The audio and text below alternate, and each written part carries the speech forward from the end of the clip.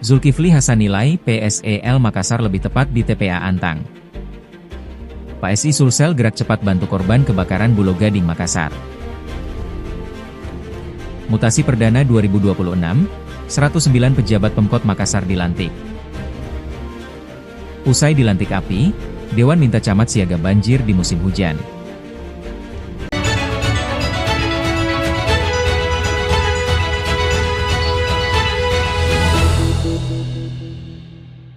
Itu pemukimannya mau kasih akses kita banyak penolakan juga. Tiap hari demo masyarakatnya. Oh gitu? Iya. Rencana pembangunan proyek pengelolaan sampah menjadi energi listrik, PEL, di Kota Makassar menemukan titik terang. Pemerintah pusat resmi memberikan dukungan terhadap proyek PEL yang kini diarahkan berlokasi di tempat pembuangan akhir, TPA, Antang, Kecamatan Manggala. Diketahui, sebelumnya lokasi penetapan PSLTA di Tamalanrea menuai berbagai macam penolakan dari masyarakat setempat. Lampu hijau tersebut disampaikan langsung Menteri Koordinator Bidang Pangan RI, Zulkifli Hasan, saat melakukan peninjauan lapangan di kawasan TPA Antang, Jumat 6 Februari.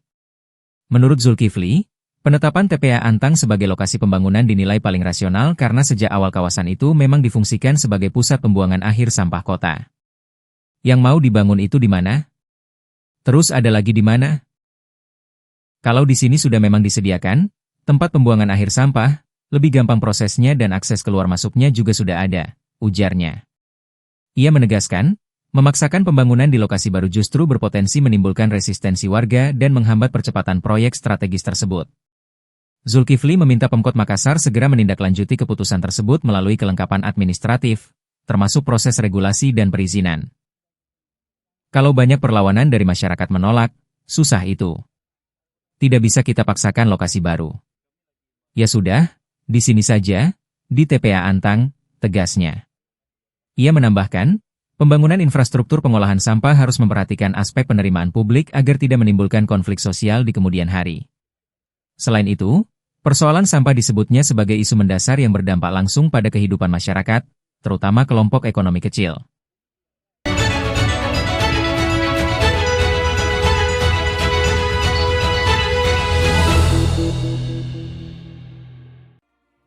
Partai Solidaritas Indonesia, PSI, Sulawesi Selatan bergerak cepat merespons musibah kebakaran yang melanda permukiman warga di Jalan Bulog Gading, Kecamatan Ujung Pandang, Kota Makassar.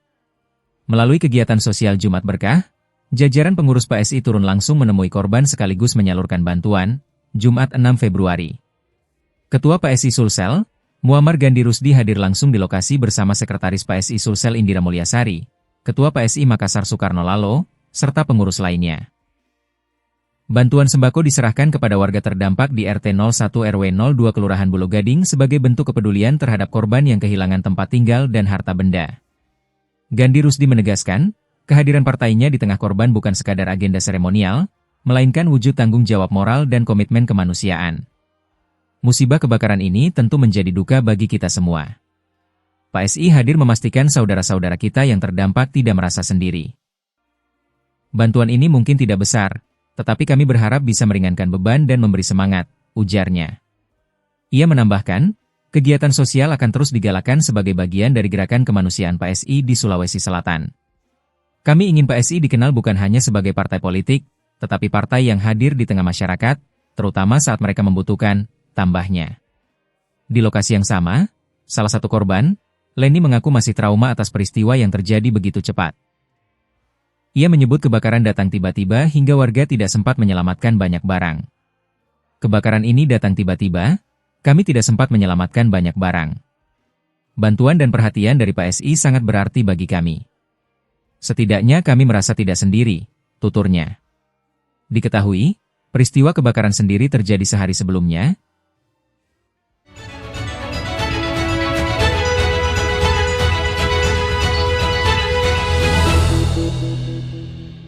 Pemerintah Kota, Pemkot, Makassar melakukan mutasi jabatan perdana tahun 2026 dengan merotasi dan melantik 106 pejabat administrator dan pengawas.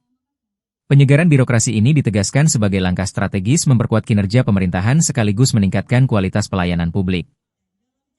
Pelantikan dipimpin langsung Wali Kota Makassar, Munafri Arifudin didampingi Wakil Wali Kota Aliyah Mustika Ilham di lapangan Karbosi, Disaksikan unsur Forkopimda serta jajaran pejabat lingkup Pemkot, Jumat 6 Februari. Rotasi mencakup camat, kepala bagian, kepala bidang hingga kepala seksi. Seluruh pergeseran jabatan dilakukan berbasis meritokrasi, dengan mempertimbangkan kompetensi, integritas, rekam jejak, serta kebutuhan organisasi. API menegaskan, mutasi ini murni kebutuhan birokrasi, bukan kepentingan politik. Seluruh HSN diberikan kesempatan yang sama untuk mengabdi tanpa melihat latar belakang atau pilihan politik di masa lalu, tegasnya. Ia juga memastikan tidak ada pejabat yang dinonjobkan dalam rotasi tersebut. Pergeseran disebutnya sebagai penempatan ulang untuk memaksimalkan fungsi organisasi. Pelantikan ini adalah proses penyegaran dan pergeseran untuk memaksimalkan fungsi dan tugas, baik individu maupun kelembagaan, ujar API. Dari total 109 pejabat yang dilantik, sebanyak 13 camat ikut dirotasi.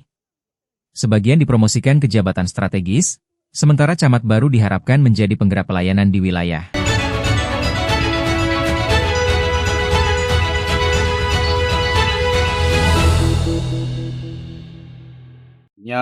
Hampir tidak ada pejabat atau eselon pun yang dilantik atau yang digeser itu dinonjobkan. Itu sesuai dengan arahan Kemendagri. Nah, bahwa apa yang menjadi aturan itu yang dilakukan oleh Bapak Wali Kota. Terkait dengan kinerja, insya Allah pasti kalau tenaga baru kan pasti akan ada muncul semangat baru. Insya Allah mereka juga yang dilantik ini, pergeseran ini bukan juga orang yang baru di aparatur sipil negara. Berarti mereka punya pengalaman dan siap untuk ditempatkan dimanapun. Pak, ini khusus untuk camat-camat ini kan mau musim masuk musim hujan. Ya, ini kan selama ini Pak Wali gencar tertibkan PKL dan sebagainya, mungkin seperti apa, Pak? Apa Tugas-tugas camat ini, Pak, mungkin terkait dalam hujan pastinya.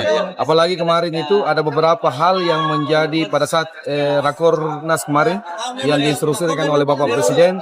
Paling utama adalah terkait dengan persampahan. Yang kedua terkait dengan banjir. Ya, bencana-bencana ini paling tidak di Makassar kita dengan kondisi sekarang cuaca seperti ini pasti akan rawan banjir. Paling tidak ada beberapa wilayah misalnya Panakukang, Biringkanaya, Tamalandria, dan Manggala mesti harus mempersiapkan terkait dengan hal tersebut. Karena ini adalah tidak enaknya kalau rutin setiap tahun terjadi.